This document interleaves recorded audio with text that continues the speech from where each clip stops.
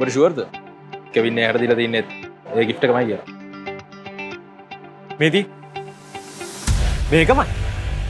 බෑ රෝස් එක පින්. ඕකම මොනවා වුණොත් එහෙම නෙලමු. පිස්සුද බං? අපි හරියටම දන්නේ නැහනේ ඒකමද කියලා.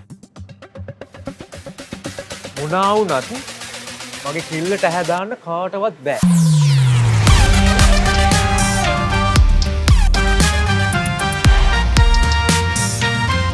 අන්න මැන්නනවා.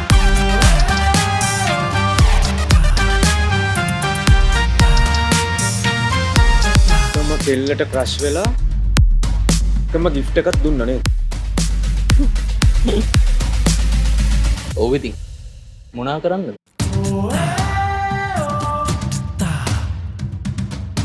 මෙන්න මෙයා තෝරගන්නේ මාව. අපි බලමුකෝ යාළුවා.